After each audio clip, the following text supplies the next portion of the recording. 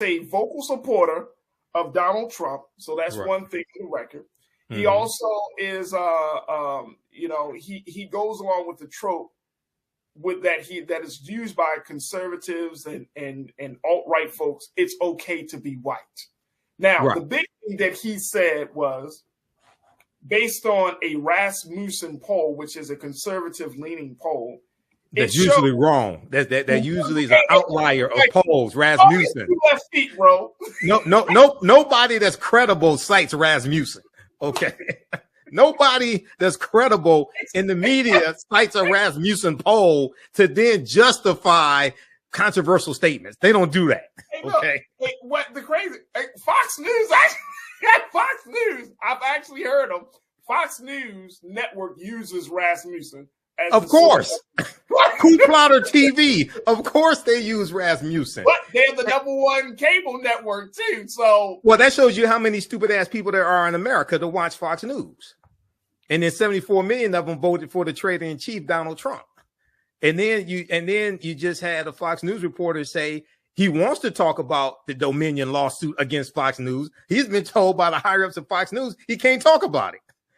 The $1.6 billion lawsuit by Dominion for all those lies Fox News, Coup Plotter TV told.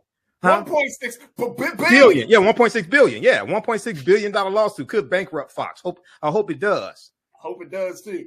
All right, so what say you on this piece around? What was it about this story? Because this is just a story. Is this just a story of a white man that's showing his racism, or is there something else? Well, I think it's something else because Elon Musk came out and defended him. Okay, so wait a minute. The chief in tweet, right?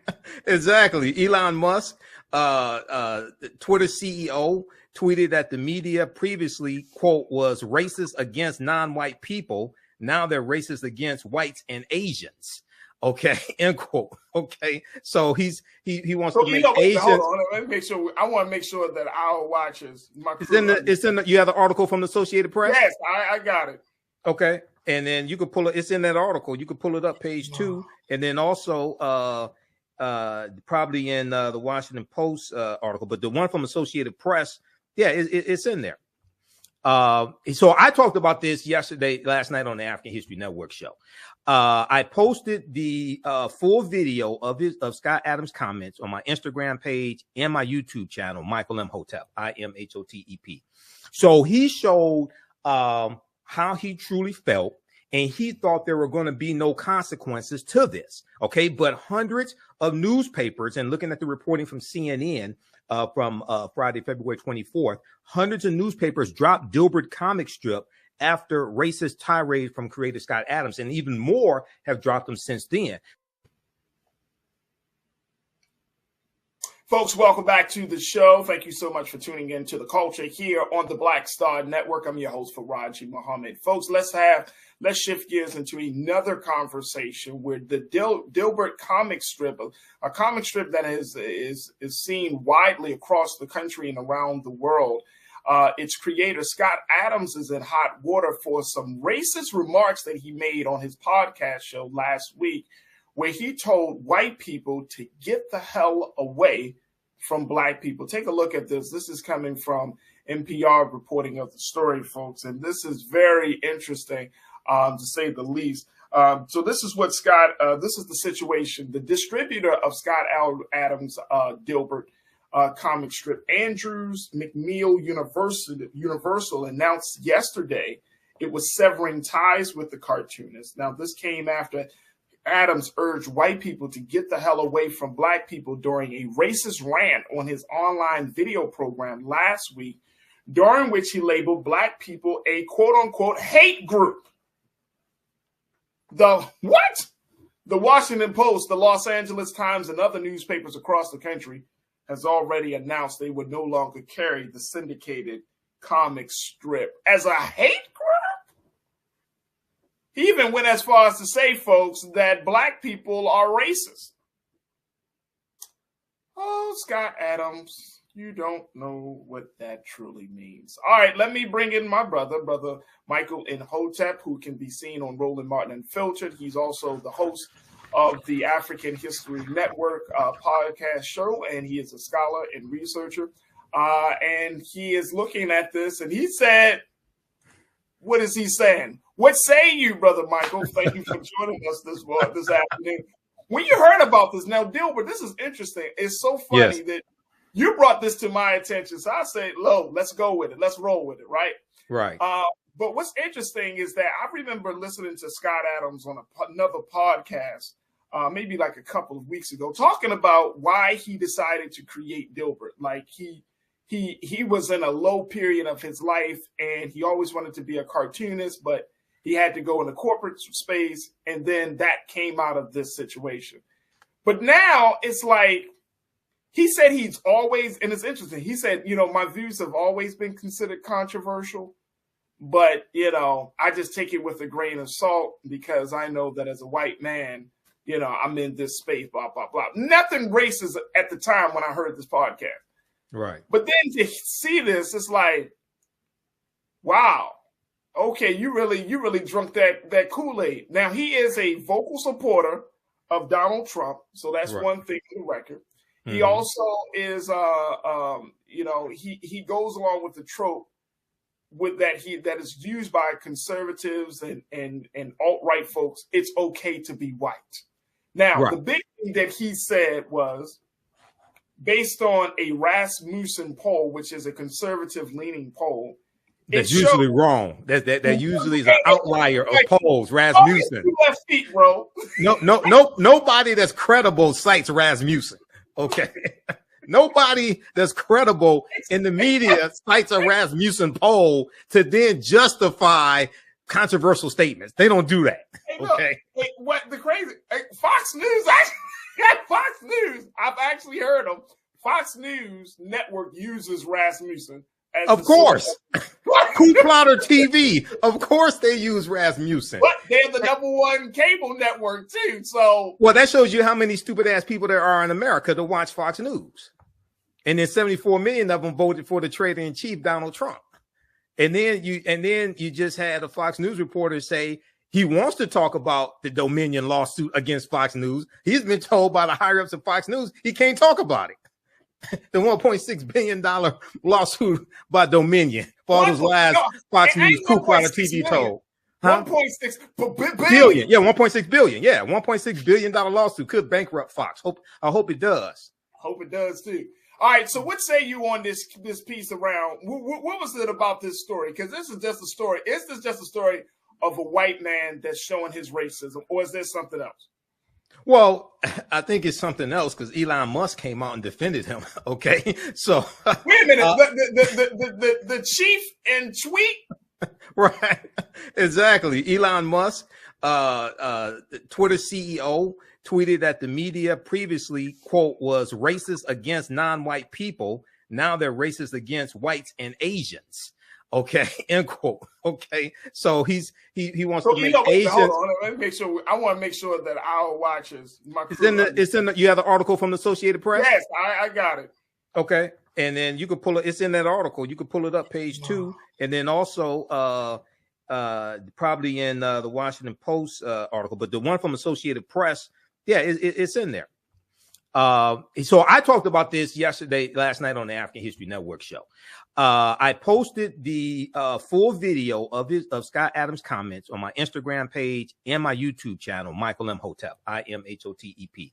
So he showed how he truly felt, and he thought there were going to be no consequences to this. Okay, but hundreds of newspapers, and looking at the reporting from CNN from Friday, February 24th, hundreds of newspapers dropped Dilbert comic strip after racist tirade from creator Scott Adams, and even more have dropped them since then. So he's facing a huge backlash. So the poll said 53% of Black Americans said it was okay to be white.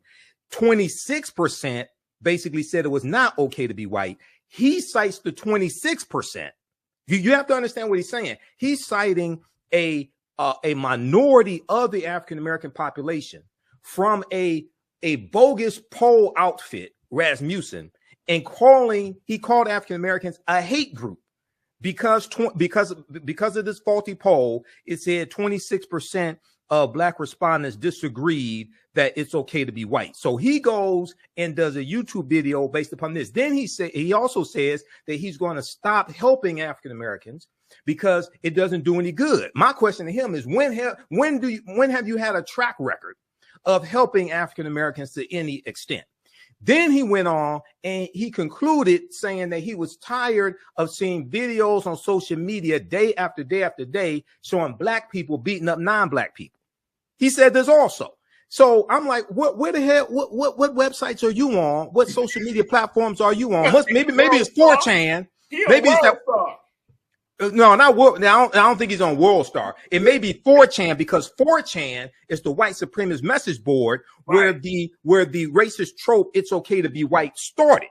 Okay, so then we get into, well, where are you spending your time on social media? He said he's tired of seeing videos day after day after day of black people beating up non-white people. Okay, beating up black people beating up white people, basically. So where are you getting these videos from? So he has dug a hole for himself, and it's good that they took action and canceled his little comic strip. Okay, he should not. Now, maybe Donald Trump will give him a platform on Truth Social, probably so. And then Elon Musk is drawing backlash from his comments as well, but we know Elon Musk is a racist also, so we pretty much figured that out. I don't think a lot of people know that, and let me just say this: I don't think a lot of people know that, or they get too deep in it, or maybe we're in a state of denial about some things. But that's a different conversation. I think they're learning it based upon the changes he's made to Twitter and allowing what he calls free speech, but allowing racist language to take place. And they had a huge spike in using the N-word, and different things like this, different racist language after he took over Twitter. I think a lot of people are getting a rude awakening about Elon Musk. But let me just do this. We got a couple. Hey, Keenan, you got a little bit of this video of Scott Adams before we take our next pause. Let's play a little bit of what Scott Adams, the creator of Dilbert, had to say. Well, Rasmussen poll had a provocative little poll today. They said, do you agree or disagree with the statement, it's okay to be white? That was an actual question. Rasmussen asked, white and black voters, and probably others, do you disagree or agree with the statement, it's okay to be white? 26% of blacks said no. It's not okay to be white. 21% weren't sure. Add them together, that is 47% of black respondents were not willing to say it's okay to be white. That's like a real poll. This just happened. Did you have any idea? Would you have imagined that could have happened? So I realized, as you know, I've been identifying as black for a while, years now, because I like to be on the winning team, and I like to help. And I always thought, well, if you help the black community, that's sort of the biggest lever. You can find the biggest benefit. So I thought, well, that's the hardest thing and the biggest benefit. So I'd like to focus a lot of my life resources in helping black Americans. So much so that I started identifying as black to just be on the team I was helping. But it turns out that nearly half of that team doesn't think I'm okay to be white, which is, of course, why I identified as black, so I could be on the winning team for a while. But I have to say, this is the first political poll that ever changed my activities. I don't know that that's ever happened before. Normally you see a poll, you just look at it and you go, whatever. Oh, this is interesting what other people think. But as of today, I'm going to re-identify as white because I don't want to be a member of a hate group. I'd accidentally joined a hate group. So if nearly half of all blacks are not okay with white people, according to this poll, not according to me, according to this poll, that's a hate group. That's a hate group. And I don't want to have anything to do with them. And I would say, based on the current way things are going, the best advice I would give to white people is to get the hell away from black people. Yeah, he's an idiot. Now, according to this fake poll, 53%. Hold on, brother Michael. Hold on. I got hey, yo, crew. Wait, but hold on. No, I gotta take a pause. I gotta take a pause. I need a moment, man. I need a cup of coffee or something, man. I cannot believe what this dude just said. Right. This race thing is getting way out of hand, brother Michael. It's getting way out of hand, man. Well, I'm serious. We got a serious problem with race. And this is what happens when you don't address racism for hundreds of years. When you just keep letting that shit just keep piling up. This is what happens. You got a grown-ass white man who says he identifies as black to be on the winning team. Yep. So which is ridiculous in the first place. I can't do it. All right, you're right. That's ridiculous. That's ridiculous in the first place. So this is thought. I gotta take me a break. Oh, okay. All right. Woo! That was a little Monday surprise. Folks, stay with us. It's a lot more to talk about with this situation. I need to hear what y'all gotta say, crew. I need to hear that. Just stay with me. It's the culture right here on the Black Star Network. Wow. All right, folks, welcome back. We've been talking about Dilbert creator Scott Adams and how he's under fire for some controversial remarks that he made about black people and white people, essentially calling black people a quote-unquote hate group and telling white people to run as far or to get the hell away from black people. Now, this comes out of a video program that he has where he referenced a Rasmussen poll that shows, that asks the question, is it okay to be white? Where he said that nearly half of black people, 26% who say no and 21% who said they don't know, nearly half of those black people that were polled says it's not okay to be white. And in turn, by him identifying himself as a black person,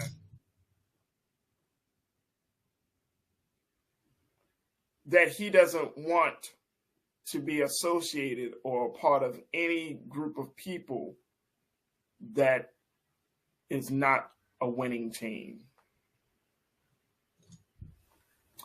Let me bring my brother back, Michael Imhotep, host of the African History Network. And look, I'm really, and you know, we can laugh and we can kind of like, what is going on? But the race question, brother Michael, the race issue in this country, you know, when you see this, when you see racial dolezal, the race issue has gotten so bad in this country where we become delusional, that we become this other thing. Like we just. Well, the two quick things here. Rachel Dolezal actually did civil rights work that was applauded by people in the civil rights community. Now, she pretended to be white. She pretended to be African American when she was white.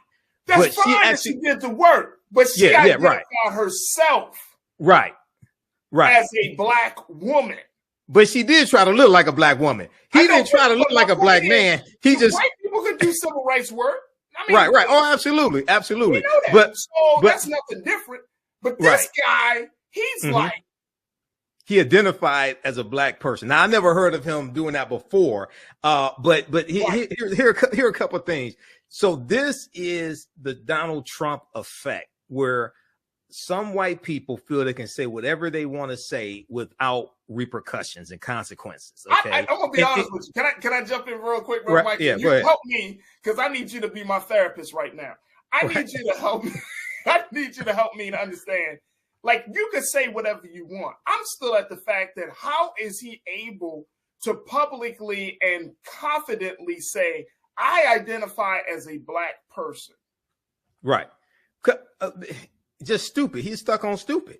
Okay. And then he chooses to identify with a black person as being black. But then he also said that he's used his resources, things like this, to help African Americans. So now, if you have a history of using your resources to help African Americans, then you would meet a lot of them who are not against white people. For you to quote a fake poll like this and then say you have a history of using your resources to help African Americans, that's a contradiction. Because if you actually have that track record, then you would meet a lot of African Americans who are okay with white people. They just don't like white supremacy and racism. They're against white supremacy and racism. Instead of just taking it from a poll and then automatically saying, I am from this day forward, am now no longer going to identify as a black person. I'm going to identify myself as a white person because I don't. Instead of just, first and foremost, bro, you don't have, where are the receipts? Where is your track record? Where is I want to see proof that you have been, quote unquote, in black spaces helping black people? Where are those receipts? Second of all, like, why do you the thinking of, and this is really what I'm getting at, because the thinking that if I join them, I'm gonna help them, like I'm an asset to them. Well, you're a cartoonist. Well, it depends, you know, workplace culture from a white man's perspective. Right. Once again, you know, African Americans, we've always had allies of different races, different ethnicities throughout our history, whether it's the abolitionist movement during slavery, whether it's the civil rights movement, whether it's people like Viola Louisa, whether it's Reverend James Reeb, things like this, whether it's Goodman and Schwerner. Even during the modern day civil rights movement, there were white allies in the modern day civil rights movement. When you look at the Black Power movement, you look at the Black Panthers working with the Brown Berets, you look at them working with radical white groups, things like this, because the Black Panther Party for self-defense, they were not against white people, they were against white supremacy and racism. So when you study our history, we've had allies. With him, I don't know what the track record is that he's citing. But the other thing is something that's important. I didn't get a chance to talk about this in the first segment. He said his advice to white people would be to get the hell away from black people. Okay. But now, partly I agree with him on that. And what I mean by that, if you're talking about some white people who are white supremacists, who want to commit hate crimes against African Americans, who want to falsely call the police on us for sleeping while black, or we're in the library studying, mind our own business. They don't think that we're supposed to be there, or different instances where you see we're just doing our job, mind our own business, and some white people want to call the police on us. Okay, those white people need to leave us the hell alone. If you don't like us so much, leave us alone. Okay. But haven't we been saying that though, Brother Michael? Well, I'm saying it again. No, I know. I hear that. I'm saying it again on the culture with Farajii Muhammad. No, let me tell you something. We've been saying that. We've been saying, give us our own land. Leave us alone. Let us establish our own social and political and economic infrastructure. We have been saying that. I think the part of the conversation that this dude is missing is that once we start going down the record of creating our own reality, then white people get jealous and envious that after all of these years of oppression and tyranny, that we still got the resiliency to get back and start something different. And guess what? They burn it down. They want to destroy it. Sometimes they get jealous and want to destroy it. We rebuild it because they don't want to see us win, as DJ Khaled said. They don't want to see us win. Right. And you know, even because we got the juice, and now next thing you know, you mad because you wonder where they get. They turn lemons into lemonade. Shit, I'm going to cut down the whole lemon tree. So my comments were not for all white people, because all white people don't think like that. But I'm talking about the ones that want to do us harm, the white supremacists. Leave us the hell alone. And this is the paradox here. They can't, bro. They can't. Well, the paradox is that they can't. So if the hate in their heart won't allow them to. So Saturday online, I did a Black History Month lectures in a series I was doing dealing with Black resistance and Black resistance movements, because that's the annual theme for 2023 for Black History Month, Black resistance. And I talked about the Black Exodus of 1879 of 6,000 African Americans migrating from Louisiana and Texas primarily, but also Mississippi, all going out west to Kansas, because they were trying to escape the racism and domestic terrorism, especially in Louisiana and Texas. So they go out to Kansas. Now, what happened was you had white plantation owners, white landowners in Louisiana and Texas who despised African Americans, but they wanted our cheap labor. Okay. And they appealed to politicians to pass laws to keep us from leaving those states so they could keep exploiting us, but they despised us. Okay. If people go to the National Park Service, and look at they're called, they have a section called exodusters, EXODUSTERS. They were called exodusters. It's referred to as the Black Exodus of 1879. Okay. So this is the paradox. You hate us, but you want to exploit us. Okay. So you have that part. And so they need to leave us the hell alone, those that think like that. And then this is part of the Trump effect, where Trump has unleashed a lot of hatred in some white people to make them think they can do whatever they want to do. This is white privilege, white supremacy. They make them think they can do whatever they want to do, say whatever they want to say without any consequences. All right. And then hide behind free speech, because that's what he's saying. That's what Scott Adams is saying now. These newspapers, they're against free speech, things like that. No, free speech, there are limitations on free speech. When you put out messages that are hateful, there are limitations on that. You can't just go out and say whatever you want to say. So he messed around and found out. That's what I posted on the YouTube video, because I posted his rant. And now toward the end of his video, and I have it on my YouTube channel, Michael Imhotep, he said that for African Americans who are going to college and trying to better themselves, things like this, he kind of made a caveat. He wasn't really talking about that. He was talking about others. Okay, that's in the video also. But this is just stupid. But all these newspapers did the right thing to cancel him. They did the right thing. He messed around and found out. He did. Now, I went very quickly before we take our next pause. I want to get some comments in from my crew, because folks are checking in and they've been trying to figure out what I'm trying to figure out. It's like, dude, what are you talking about? Tiana, you say, where's the Sandman when you need him? Talking about the iconic character, the Sandman from Showtime at the Apollo. Right. I used to love watching that show on Saturday nights. I'm telling you, the Sandman came out there. Right. Terrible. There it is. Thank you, Tiana. Rodney, checking in. You said he sounds like a fool. He sounds like a complete fool. Yes, absolute fool. Rodney, thank you. Sandra, checking in. Sandra, you say, I cannot believe what I just heard, and he thinks he makes sense. That's the problem.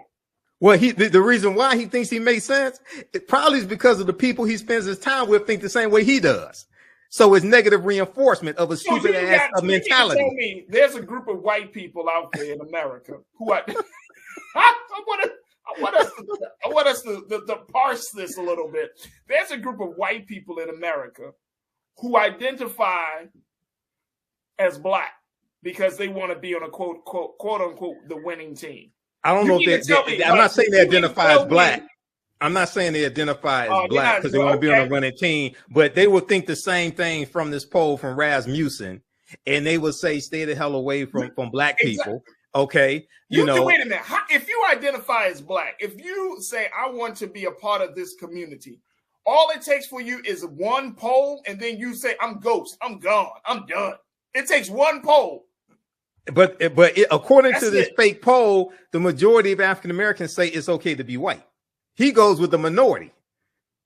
He goes with the 53%. He said 26 that says it's not okay, and then said the 21. That just means that they He said they didn't know. He said they didn't know. Don't know. Right. I don't know. They could be saying, I really don't understand your question. Right. It's okay to be white. Okay. They could be saying that. So he goes with the minority and makes this and then labels African Americans as a hate group. Okay, we don't have a history of enslaving over 4 million white people in this country. We don't have a history of lynching white people. We don't have a history of going and burning down white people's towns. Things like these of this nature. We don't have a history of creating systems that keep white people systemically oppressed. We don't have a history of creating of dressing up in white sheets and terrorizing black communities for years. We don't white have communities. Yeah, we don't have that history. We don't. I mean, we don't have this history. But see, now this goes back to our conversations dealing with Ron DeSantis down in Florida. Okay, because when you have people who are trying to pass laws to keep this type of history from actually being taught and discussed in schools, then what you're doing is you're setting up the next generation to be even more ignorant than the previous generation, okay, of all people. And, closing this out with Dr. Carter G. Woodson. Dr. Carter G. Woodson, who created Negro History Week, which became Black History Month, he was a historian. He had a PhD in American history from Harvard University. He said that the history of African Americans had to be taught in every school across the country. White children needed to learn that history also, because he felt that a lot of racism and prejudice was the byproduct of white people and others, but especially white people not knowing the accomplishments and achievements that African Americans have contributed to world history, not just to America, but to world history and world civilizations. Okay. What this fool just said is an example of that.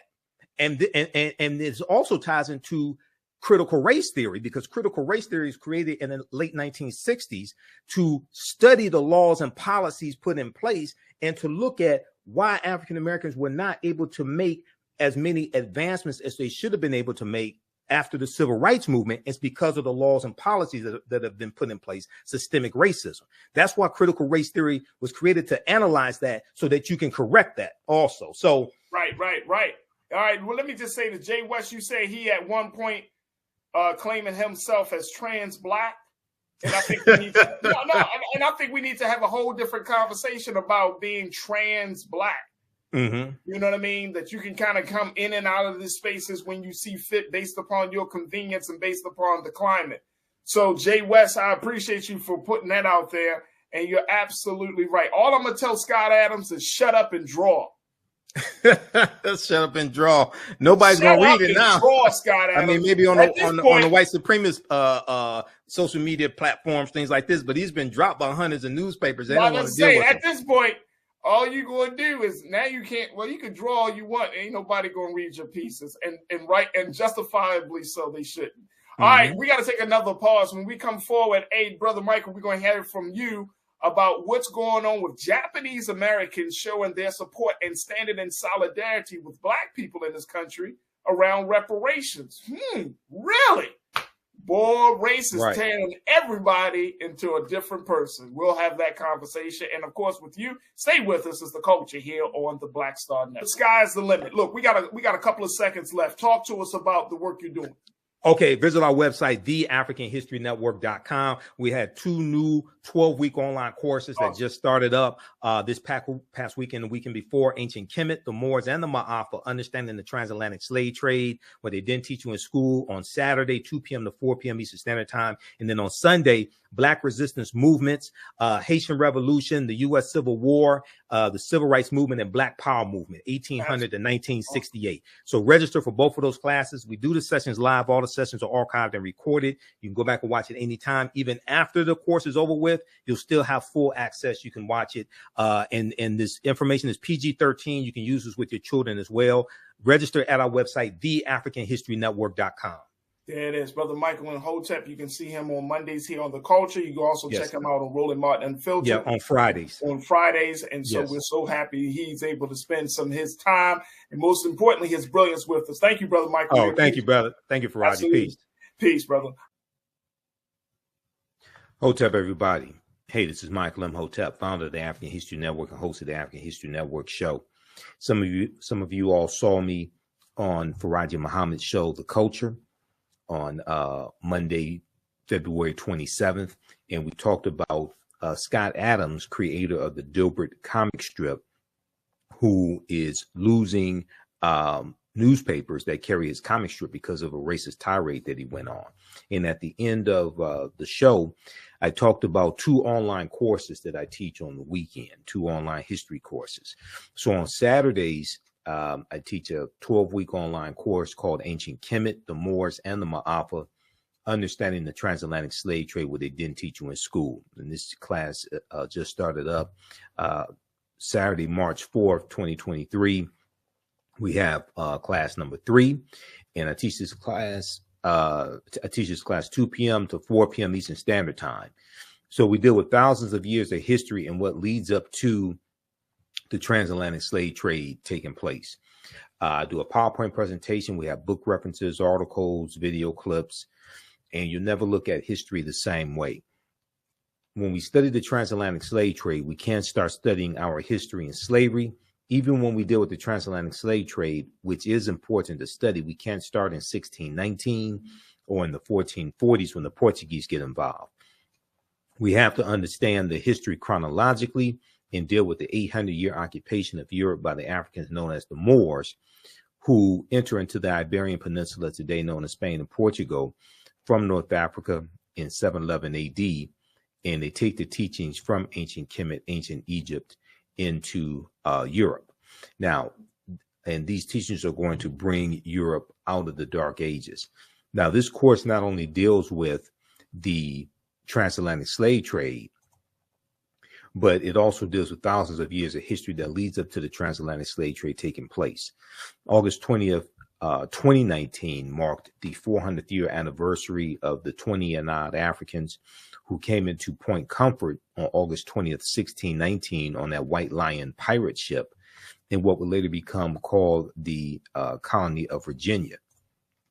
Now, this year, 2019, was known as the year of return, as many African Americans were and continue to reconnect to Africa and traveling to Ghana and other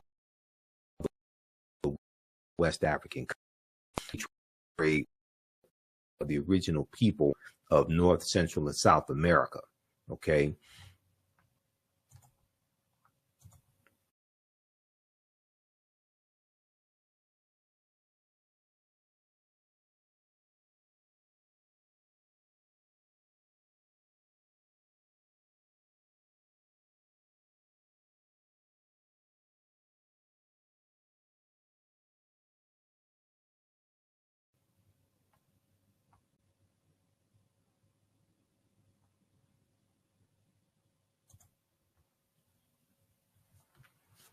So this year was known as the year of return, 2019, as many African Americans were and continue to reconnect to Africa and traveling to Ghana and other West African countries.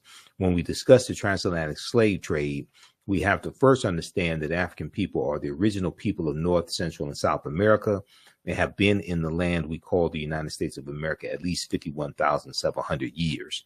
And one of the sources that we use in the class is Dr. David Imhotep's book, The First Americans Were Africans, Documented Evidence. Now, you don't have to buy any of these books to follow along in class, but we use them for reference. So there's about 70, 80 articles that we reference as well. Visit our website, theafricanhistorynetwork.com, theafricanhistorynetwork.com. And we have the information right on the homepage of the website. 12-week online course, Ancient Kemet, the Moors, and the Ma'afa, Understanding the Transatlantic Slave Trade, what they didn't teach you in school. So this class is on sale, $80 right now. Our next class is Saturday, March 4th, 2023, 2 p.m. to 4 p.m. Eastern Standard Time. Click right here to register for the full course. So I do the sessions live. All the sessions are archived and recorded. Even after the 12-line course is over with, you can go back and watch the entire course as much as you want to. You'll have full access. All right. And then we also have a bundle pack where you get both classes that I teach on sale for $120. That's a $300 value. There will be 5 of my lectures that will be in the video library when you log into your account, and you'll be able to watch 5 of my lectures as a free bonus as well. Now, the second class that I teach deals with history from 1800 to 1968. And this is Black resistance movements from the Haitian Revolution to the Civil War, Civil Rights Movement, and Black Power Movement, 1800 to 1968. So I teach this class on Sundays, 2 p.m. to 4 p.m. Eastern Standard Time. Our next class is Sunday, March 5th, 2023. And with this course here, we study in depth this 168, 170 year period of history. Okay, this is a 12-week online course as well. Same structure as the first class. Click right here to register here.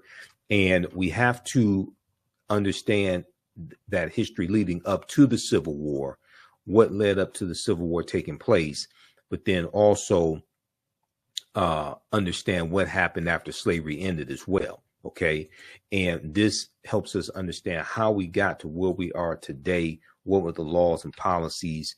What were the laws and policies that were put in place to put us in the predicament that we're in today as African Americans, to understand where we need to go from here.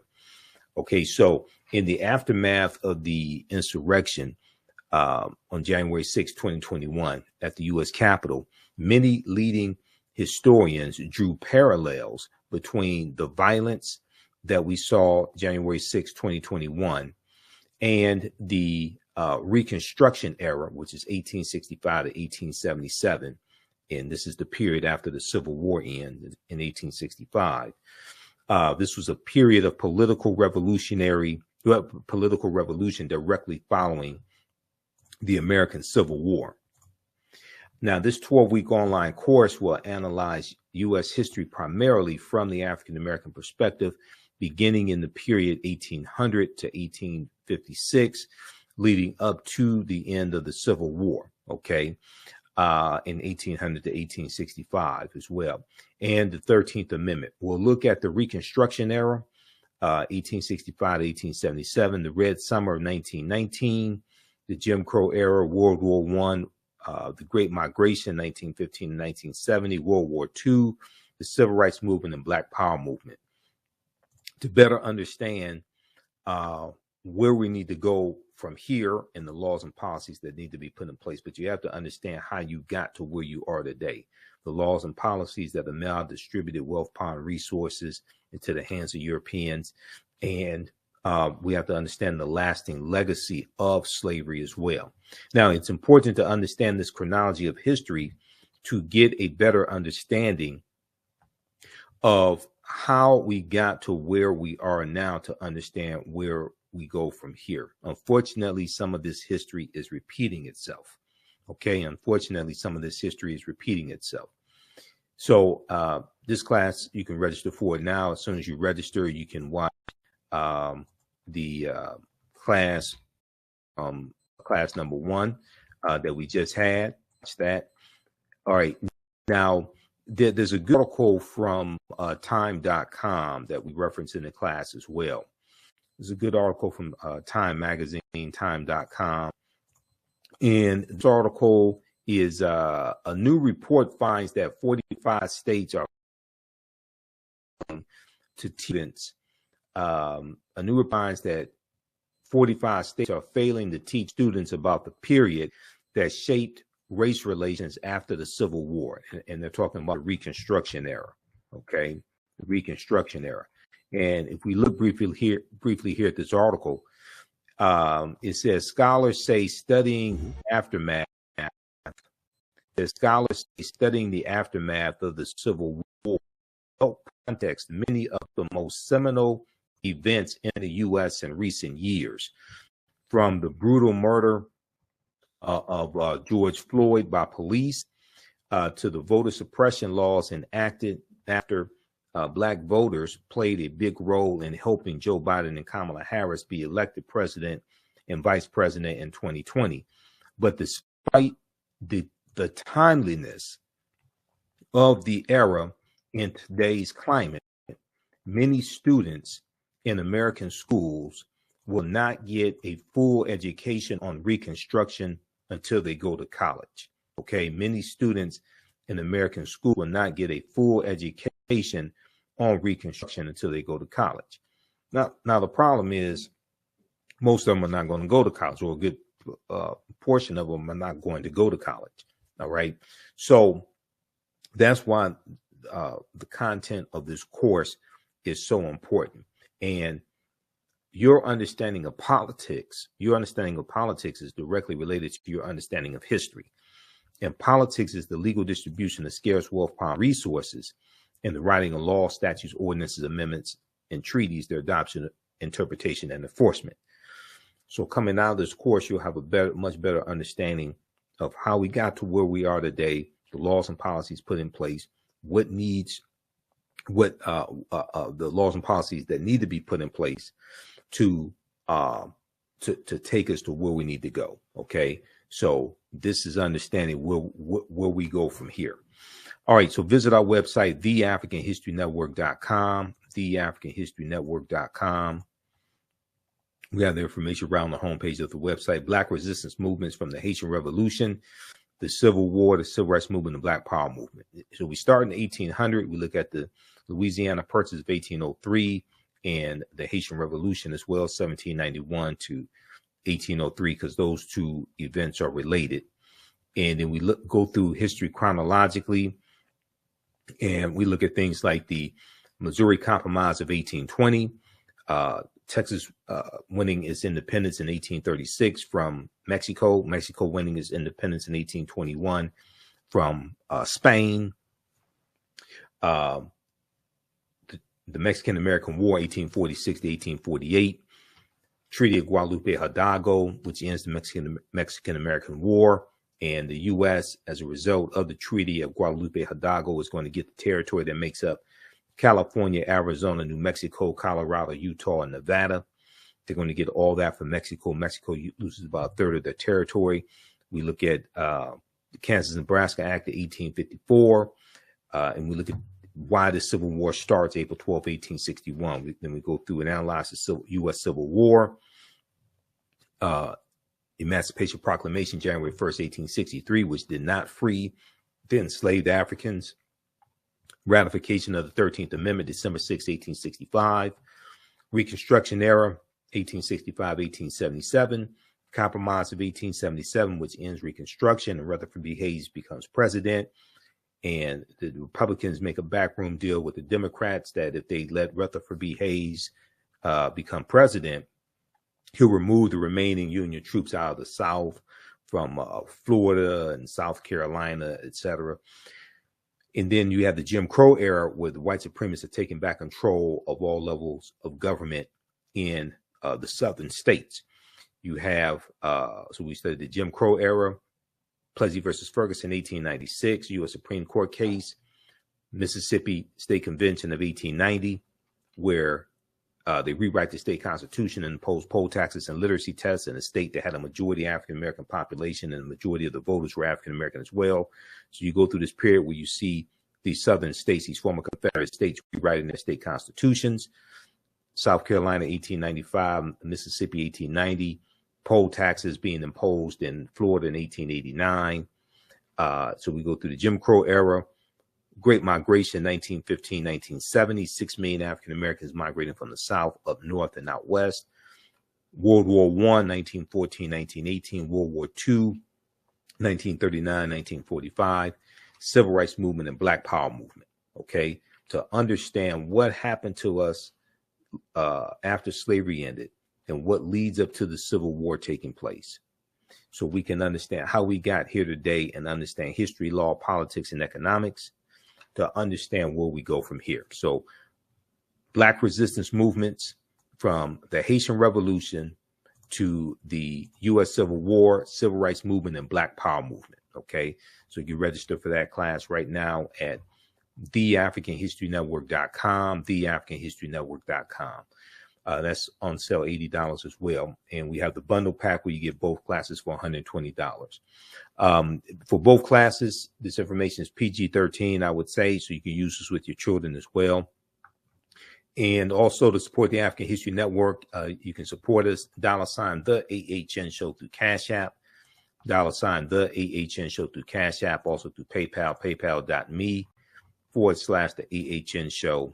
And we have it right on the homepage of our website as well. This helps us to keep doing the research, stay on the air, keep broadcasting, finance the African History Network show, pay some of the bills, etc. Okay, so we have a PayPal and Cash App information there also. All right, so hope to see you in class.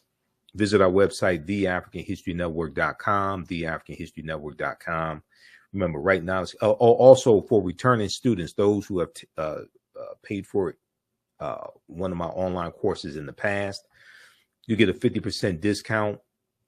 Returning students, you get a 50% discount on our bundle pack. So email me at ahnshow@theafricanhistorynetwork.com, ahnshow@theafricanhistorynetwork.com. All right, and we'll get you taken care of.